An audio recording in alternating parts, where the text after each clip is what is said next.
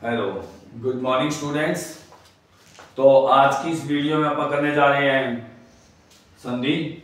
तो स्टूडेंट्स, पहले अपने संधि किसे कहते हैं, संधि के कितने भेद हैं और संधि के फिर आगे और कितने भेद हैं। संधि के जैसे 3 भेद थे, तीनों भेदों में स्वर संधि, व्यंजन संधि और विसर्ग संधि आई। और उसके बाद में अपन कर रहे थे स्वर संधि। स्वर संधि के कितने 5 भेद थे। पांचों भेदों के अंदर से सबसे पहले जो थी स्वर संधि, वो स्वर संधि अपन करने जा रहे थे।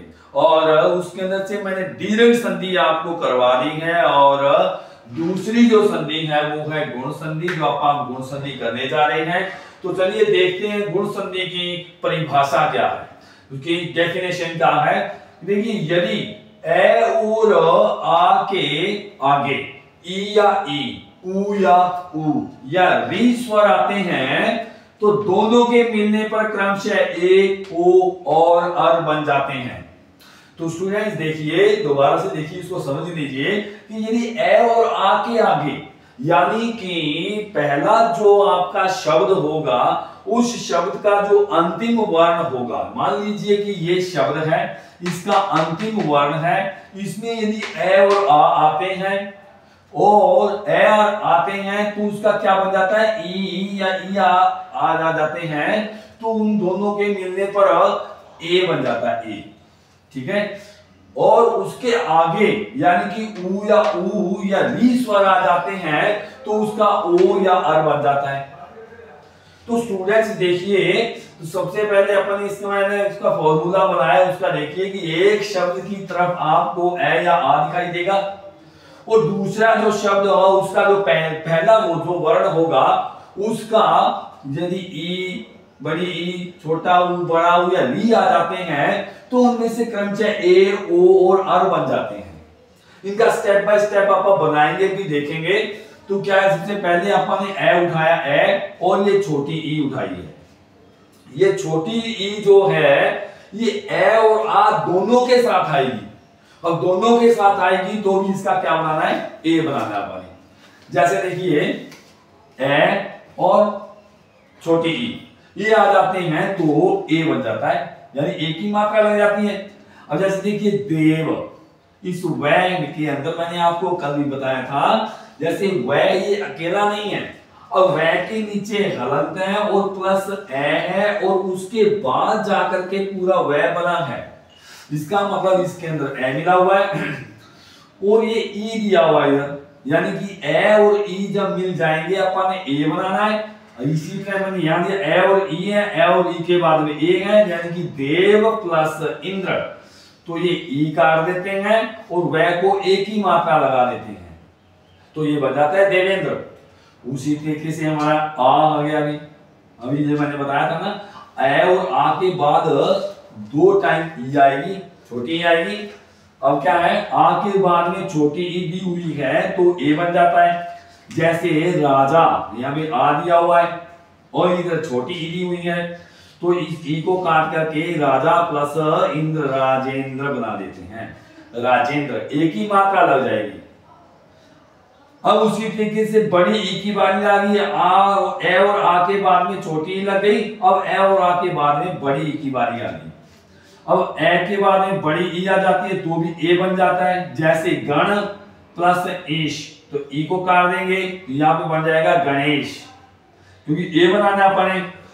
आ के बाद में बड़ी ई आ जाती है तो भी इसका ए बन जाता है। जैसे रमा प्लस ईश, आ की मात्रा दी हुई है, आ गया है और बड़ी ई है, इधर बड़ी ई आ गई है तो इनका बना के ए बनाना है, ई को काट देंगे तो यहाँ पे बन जाएगा रमेश, मैं को एक ही मात्रा लग जाएगी। उसी तरीके से ए प्लस ऊ है तो ओ बन जाता है।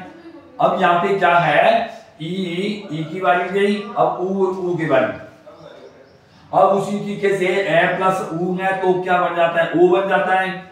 और जब ओ बन जाता है तो ऊ क्या है, ऊ को अपन काट देंगे। जैसे देखो पर प्लस उपकार, यानी ए और ऊ जब मिल जाते हैं तो ओ बना देंगे परोपकार, पर प्लस उपकार परोपकार। उसी तरीके से ए प्लस बड़ा ऊ आ जाता है तो भी इसका ओ बनाएंगे। जैसे देखो जल प्लस उर्मी, बड़े ऊ को काट देंगे और ओ की मात्रा लगा देंगे जलोर में। उसी तरीके से बेटा यदि आ के बाद में छोटा ऊ आ जाता है तो भी उसका हम बनाएंगे ओ। जैसे महा प्लस उत्सव, आ प्लस ऊ आ गया तो ऊ कट गया, महा प्लस उत्सव महोत्सव। उसी तरीके से भी आ है, आ के बाद में बड़ा ऊ आ जाता है तो भी हम उसका क्या बना देंगे, ओ बना देंगे। अब ओ बना देंगे, जैसे देखिए महा प्लस उर्मी आ है, आ प्लस बड़ा ऊ है, बड़ा ऊ को काट देंगे और इसका बना देंगे महोर्मी। तो स्टूडेंट्स इसी तरीके से थोड़ा सा ध्यान यहाँ पे जरूर देना है क्योंकि ये थोड़ा सा टफ सा है। जैसे देखिए हमारे पास ए है, ए के बाद में री।